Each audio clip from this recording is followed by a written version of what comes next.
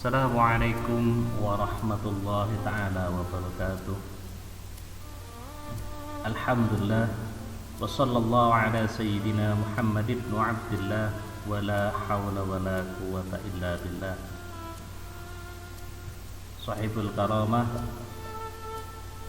dosen pengampu mata kuliah studi ekonomi interdisipliner, Dr. Kiai Haji Ali Arifin MM. Terima kasih telah memberikan kesempatan kepada kami untuk menjelaskan tentang dampak pandemi COVID-19 bagi kehidupan beribadah masyarakat dan upaya edukasi beribadah masyarakat dalam masa pandemi COVID-19. Namun sebelum kami mulai, sebelumnya kami mohon maaf yang sebesar-besarnya jika tulisan dan presentasi yang kami lakukan ini masih jauh dari kata sempurna. Namun demikian, ini sudah merupakan limit kemampuan kami. Dari itu kami mohon maaf yang sebesar-besarnya. Seperti yang kita ketahui bersama, COVID-19 di Indonesia ini telah meluluh lantakkan setiap sendi kehidupan masyarakat. Bukan hanya kesehatan yang merupakan faktor yang terdampak langsung karena virus corona ini, namun juga sektor lainnya. Ekonomi misalnya, yang merupakan segmen yang kedua yang sangat terpengaruh oleh wabah corona. Setiap perekonomian hancur, setiap sendi perekonomian hancur. Industri manufaktur UMKM yang merupakan penopang terbesar ekonomi masyarakat di tanah air ini juga melempem. Bahkan jika tidak ada campur tangan pemerintah, maka industri yang menyerap hampir 90% tenaga kerja di Indonesia tersebut akan ambruk di awal Juli mendatang karena tidak mampu menahan beban.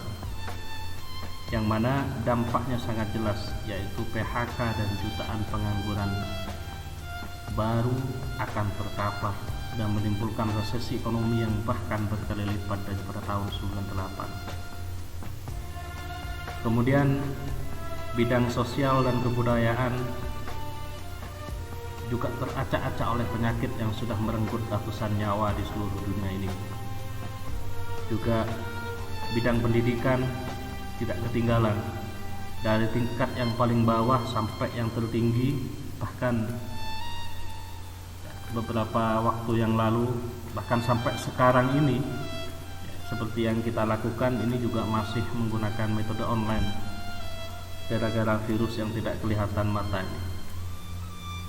Dan yang paling mengkhawatirkan adalah bidang keagamaan. Kenapa? Karena sebagai bangsa yang penduduknya sangat religius, maka bidang ini sangat terasa pengaruhnya terhadap karena adanya gangguan virus ini.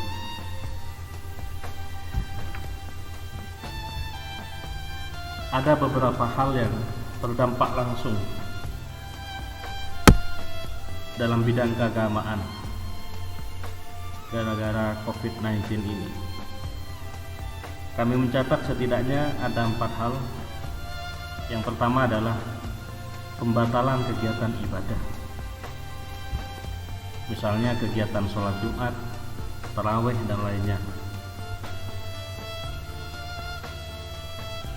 Kemudian yang kedua adalah pelarangan kunjungan ibadah seperti haji, umroh, wisata religi, berziarah ke makam-makam para wali kalau di tanah Jawa ini. Ini sudah tidak bisa dilakukan karena masifnya penyebaran virus COVID-19. Lalu yang ketiga adalah pelarangan hari besar keagamaan. Misalnya peringatan Nuzulul Quran kemarin di bulan Ruwah, kemudian Maulid Nabi dan lain sebagainya. Ini sudah tidak bisa dilakukan kembali secara semarak seperti halnya waktu-waktu yang lalu karena adanya COVID-19 ini. Lalu yang keempat adalah penutupan rumah ibadah mulai dari Ka'bah sebagai pusat rumah ibadah umat muslim, kemudian Masjidil Haram, Masjid Nabawi, serta masjid-masjid di seluruh Nusantara, bahkan musola-musola yang biasanya ramai ketika sholat taraweh, tadarus dan sebagainya terpaksa ditutup sementara karena adanya virus yang sangat mengkhawatirkan ini.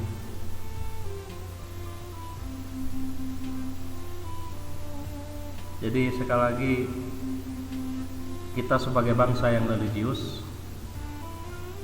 ibadah merupakan hal yang paling pokok dalam setiap pemeluk agama. Namun karena adanya virus corona saat ini, maka kegiatan beribadah terganggu, yang mana hal tersebut kemudian secara otomatis mengganggu pula aktivitas keagamaan secara umum.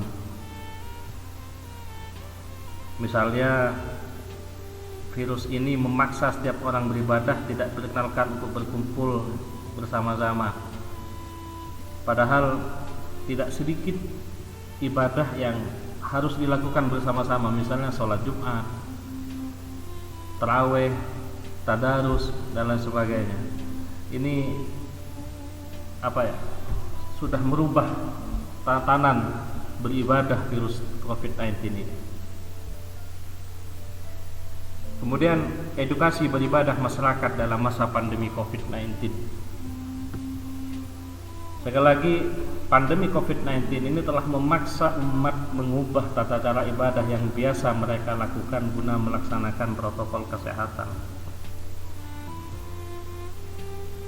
Virus corona ini bukan hanya merenggut ratusan ribu nyawa, tapi juga mengubah tata cara kehidupan manusia di seluruh dunia, mulai dari interaksi sesama manusia, interaksi horizontal mereka, ataupun vertikal, interaksi mereka dengan Tuhan, dalam hal ini ibadah.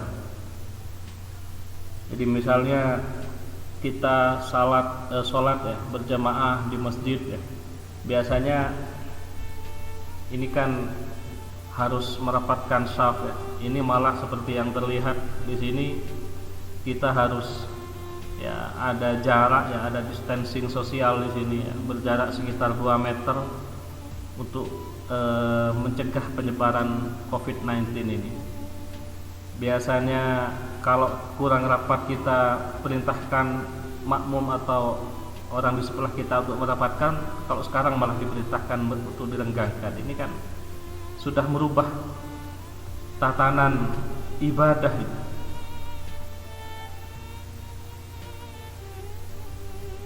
Dan ini wajib diedukasikan kepada masyarakat agar mereka bisa tetap beribadah sambil menjaga kesehatan. Kalau setelah sholat biasanya kita bersalam-salaman, berpeluk-pelukan ya, terutama di kalangan Nahdiyin. Namun sekarang hal itu malah sangat tabu sekali. Beberapa hari yang lalu saya sholat di masjid di pinggiran kota ya. Kalau saya sendiri kan tinggal di desa. Habis sholat sudah tidak kelihatan lagi. Padahal sebelumnya saya kalau sholat di masjid tersebut itu biasanya bersalam-salaman, tapi orang langsung ya secara sadar ya, mungkin karena ya sudah ada ada atensi begitu, sehingga selesai sholat langsung mereka berdoa dan berdiri ya, dan tidak bersalam-salaman seperti yang ini. Sangat sangat tidak mengenakan sebenarnya. Namun bagaimana lagi, ini harus dilakukan ya, untuk bisa mencegah penularan agar tidak semakin parah virus ini. Namun kita tetap juga bisa beribadah gitu. Kemudian terkait dengan hal tersebut, pihak yang berwenang dalam hal ini pemerintah, yang mana dalam hal ini Kementerian Agama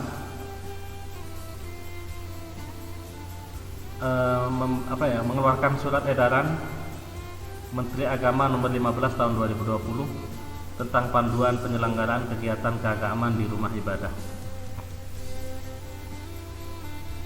Jadi Ini sebagai upaya dari pemerintah untuk melakukan edukasi dan pengaturan tentang tata cara beribadah dan rumah peribadatan.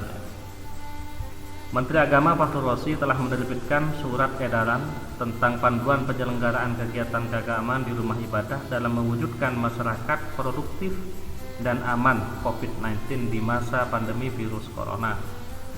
Nah, surat edaran bernomor 15 tahun 2020 ini merupakan panduan pelaksanaan kegiatan di rumah ibadah selama masa kenormalan baru atau new normal, begitu ya. Itu yang dijelaskan oleh Bapak Menteri. Surat edaran ini mencakup panduan pelaksanaan kegiatan keagamaan di rumah ibadah pada masa pandemi yang lazimnya dilaksanakan secara berjamaah atau kolektif. Nah, panduan ini mengatur kegiatan keagamaan di rumah ibadah berdasarkan situasi COVID-19 di lingkungan rumah ibadah tersebut, bukan hanya berdasarkan status zona yang berlaku di daerah. Misalnya kalau di Surabaya ini kan sudah zona merah tua ya, kalau secara umum. Namun jika memang ada lokasi misalnya di sudut-sudut kota masih di lingkungan tersebut, di lingkungan musola tersebut, misalnya kalau itu musola tidak ada penyebaran atau sangat rendah sekali penyebaran COVID-19, maka bisa dilaksanakan. Jadi tidak berdasarkan zona yang dirilis oleh PNBB, tapi berdasarkan kondisi real di lingkungan tersebut. Ini sangat realistis sekali. Ini merupakan, saya kira merupakan suatu hal yang melegakan ya bagi sebagian besar saudara-saudara muslim kita yang masih sangat menginginkan untuk bisa bersolat berjamaah dan melakukan kegiatan-kegiatan ritual di masjid atau musola di lingkungan mereka masing-masing. Jadi tidak digeneralisir lah, intinya begitu. Surat edaran Menteri Agama nomor 15 tahun 2020 ini. Kemudian pihak Majelis Ulama Indonesia sebagai pihak yang pihak yang berhak untuk memberikan penjelasan terhadap masalah-masalah keagamaan di negara kita ini juga telah memberikan fatwa lewat Fatwa Majelis Ulama Indonesia nomor 14 tahun 2020 tentang penyelenggaraan ibadah dalam situasi terjadi wabah COVID-19. Nah, ini ada 9 poin yang disampaikan oleh Majelis Majelis Ulama Indonesia lewat Dewan Fatwanya. 9 poin tersebut, yang pertama adalah setiap orang wajib melakukan ikhtiar menjaga kesehatan dan menjauhi setiap hal yang diyakini dapat menyebabkan terpapar penyakit, karena hal itu merupakan bagian dari menjaga tujuan pokok beragama atau ad-daruratul khams. Jadi menjaga kesehatan itu juga merupakan salah satu bagian dari hifdzun nafs, yang mana hifdzun nafs adalah salah satu dari maqasidul khamsah menurut teorinya Imam Ash-Shatibi begitu. Jadi hal itu adalah sesuatu yang wajib. Jadi kalau sholat sunnah itu sholat berjamaah itu sunnah, kemudian menjaga kesehatan itu wajib, maka seyogianya ya bisa sholat di rumah masing-masing karena mendahulukan yang wajib daripada yang sunnah. Itu sangat umum sekali. Dan ini wajib kita edukasikan kepada masyarakat biar tidak terjadi kebentrok dan ketegangan seperti yang ramai dibicarakan di medsos itu. Kemudian poin yang kedua adalah orang yang telah terpapar virus corona wajib menjaga dan mengisolasi diri agar tidak terjadi penularan kepada orang lain. Kemudian yang ketiga, orang yang sehat dan yang belum diketahui atau diyakini terpapar COVID-19, maka dalam hal ia berada di suatu kawasan potensi penularannya tinggi atau sangat tinggi berdasarkan ketetapan pihak yang berwenang, maka ia boleh meninggalkan sholat Jumat dan menggantikannya dengan sholat zuhur di tempat kediaman, serta meninggalkan jamaah 5 waktu atau rawatib, tarawih dan id di masjid atau tempat umum lainnya. Dalam hal ia berada di suatu kawasan yang potensi penularannya rendah, maka berdasarkan ketetapan pihak yang berwenang, maka dia tetap wajib menjalankan kewajiban ibadah sebagaimana biasa dan wajib menjaga diri agar tidak terpapar dari virus corona, seperti tidak kontak fisik secara langsung, bersalaman, berpelukan, cium tangan, kemudian membawa sejadah sendiri dan sering membasuh tangan dengan sabun. Ini tetap harus dilakukan dengan protokol kesehatan. Ini sangat bagus sekali fatwa dari MUI ya. Kemudian yang keempat, dalam kondisi penyebaran COVID-19 yang tidak terkendali di suatu kawasan yang mengancam jiwa, umat Islam tidak boleh menyelenggarakan sholat Jumat di kawasan tersebut. Jemaah sholat 5 waktu atau rawatib, sholat tarawih, dan ini sangat tegas sekali, ini sangat bagus sekali. Kemudian dalam kondisi penyebaran COVID-19 terkendali, umat Islam wajib menyelenggarakan sholat Jumat. Ini ditegaskan kembali ya. Seperti di daerah saya sendiri ya, saya tinggal di desa di pegunungan dekat perkebunan, bukan di dekat, memang di perkebunan. Alhamdulillah di daerah saya masih zonanya sangat hijau ya, mungkin kalau dikategorikan karena sangat aman sekali, kemudian tidak ada orang luar yang datang, dan kami tetap menyelenggarakan sholat Jumat dan sholat berjamaah di masjid sebagaimana biasa sambil tetap waspada tentunya. Kemudian yang keenam, pemerintah menjadikan fatwa ini sebagai pedoman dalam upaya penanggulangan COVID-19 terkait dengan masalah keagamaan ya, seperti yang saya jelaskan tadi bahwa sebagai organisasi yang mengurusi masalah keagamaan, maka pemerintah sekali lagi harus menjadikan fatwa ini sebagai pedoman untuk mengambil kebijakan begitu. Kemudian yang ketujuh, pengurusan jenazah yang terpapar COVID-19 terutama dalam memandikan dan mengkafani itu harus dilakukan sesuai protokol medis dan dilakukan oleh pihak yang berwenang dengan tetap memperhatikan ketentuan syariat, dan ini bisa dilakukan ya. Saya bicara dengan beberapa orang petugas kesehatan ya, dan ini bisa dilakukan dengan baik. Jadi sebaiknya memang masyarakat tidak membuka kembali tepi yang memang sudah dipaten, ditutup permanen seperti itu, karena sangat berbahaya sekali. Kemudian yang kedelapan, umat Islam agar semakin mendekatkan diri kepada Allah dengan memperbanyak ibadah, taubat, istighfar, zikir. Dan yang terakhir, tindakan yang menimbulkan kepanikan atau menyebabkan kerugian publik hukumnya haram, seperti memborong masker dan sebagainya, menimbulkan kepanikan, itu haram untuk dilakukan. Next, ini yang tetap harus kita lakukan ya. Tetap tekun beribadah, sambung asa ini dengan doa. Karena hanya dengan pertolongannya saja COVID-19 ini bisa diangkat dari negeri tercinta ini. Hanya dengan kasihnya kita bisa selamat dari segala akibat pandemi yang mengerikan ini.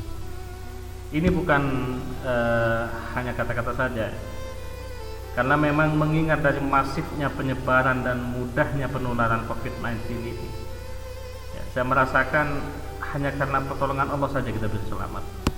Kenapa begitu? Karena ya, kita tidak mungkin bisa tidak berhubungan dengan orang lain sebagai human politician ya. Kita mungkin bisa berhati-hati ya, misalnya ya dengan melaksanakan protokol kesehatan dengan ketat ya, kita bermasker, sering cuci tangan dengan sabun, kita menjaga jarak dengan orang lain. Tapi sekali lagi kita tidak mungkin memutus hubungan dengan orang lain.